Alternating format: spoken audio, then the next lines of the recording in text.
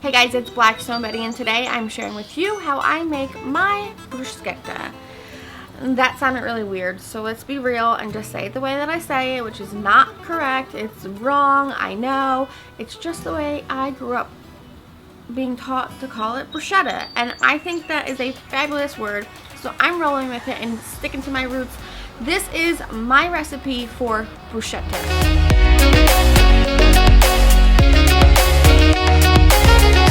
A good bruschetta always starts with garden fresh tomatoes. Tomatoes are so key to this. We're gonna dice up tomatoes, we're gonna add fresh garlic, you're gonna add fresh diced up purple onion, which is so beautiful in this, and basil. And the smell of bruschetta itself, as soon as you start to make this, your whole house is going to smell. Not only because of those tomatoes, but the fresh garlic, which is also key to use fresh garlic. Do not buy the jar. It is such a different flavor than smashing your own garlic and chopping it roughly. There's just nothing better. And your fingers will be smelly like garlic all day long, which reminds me of my mom. I don't know why, maybe because she puts garlic in everything, and maybe that's why I do too. But fresh garlic and then basil. Fresh basil leaves will smell up your entire house that your neighbors will be able to smell it. The basil, I just stack those leaves up on top of each other and then roll them and then slice along so that you get these beautiful ribbons of basil all throughout the bruschetta. Give that a mix and add salt. Tomatoes really love salt, so add salt to the tomatoes, and a really good extra virgin olive oil is key. Also a good cheese.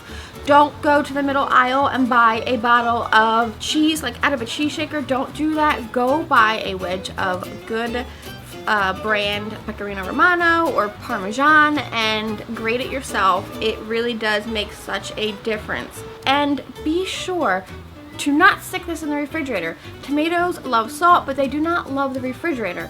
So when I make this, I like to place everything into a large bowl, place that bowl onto another larger container that is filled with ice or ices, anything to keep it cold while it sits out on the counter until you're ready to use it. And also while it just starts to marinate, all that, the juices from the tomatoes start to come out from that salt, and it mixes with the olive oil and the basil and the onion, and oh my gosh, this is so good. I'm going to serve this right over some toasted up bread. You can use any kind you like. I'm using French baguette today, and I'm just slicing that on an angle, and then I'm going to take a fresh piece of garlic and I'm going to cut that in half and rub the fresh garlic all over one side of the bread, making sure to get all of the corners or the edges.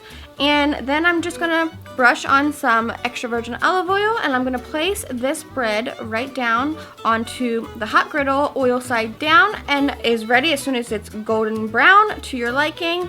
Plate that up on your favorite serving board, and then place a fresh piece of mozzarella cheese on each piece of bread.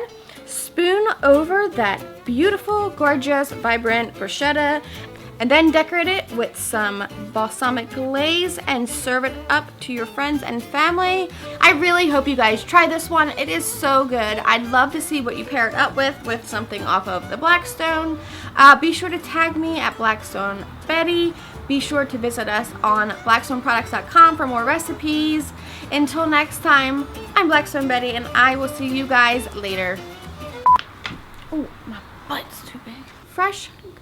Oh, the f***ery with this. I'm so good at the beginning, and then I get lost. For more recipes, I already said that. Okay.